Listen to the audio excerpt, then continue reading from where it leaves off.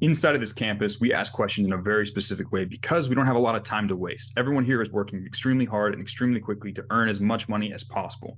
They're learning difficult skills. We don't have time to waste for stupid questions. And yes, there is such a thing as stupid questions. But I'm going to show you how to completely remove stupid questions from your reality and only ask smart questions and take control of your learning.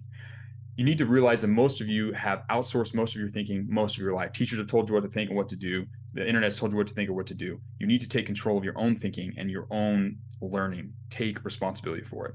Let me show you how you're going to do this. When you have a question, you don't just ask the first question that comes to your mind. You actually try and solve the question for yourself. Use your brain and ask yourself, do I already know the answer to this question? And 9 times out of 10, you already know the answers to your questions.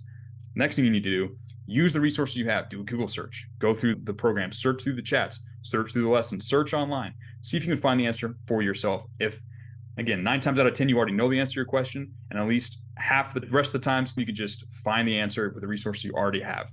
If you still can't find the answer to that question, right? If you still need help, here's how you ask a question. First thing you do is you give context. You say, hey guys, this is what I'm going through. This is what I've done. This is the problem I'm running into. Here's what I've done to try and solve the problem already. You give this, that's the second thing you do. Here's what I've tried to do to solve the problem. Here's what I think the answer is. 3, this is what I think the best course of action is if it's a plan, something you need to do, or here's what I think the answer is.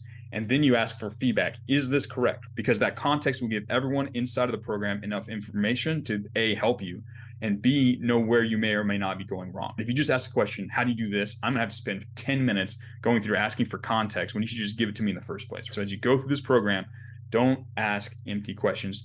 Take some time, take control of your learning, ask questions intelligently, give it context, try and solve the problem first, and you'll find that you'll be able to solve it most of the time. You become the man who knows how to fish instead of the man who has to beg for a fish. It's extremely important inside this campus. There are consequences for asking poor questions. But it's really easy to ask smart questions when you follow the simple steps. So just ask questions intelligently. Save yourself a lot of time. Build your own mentality. Don't outsource your thinking. Become a smarter person. We'll all move forward with this.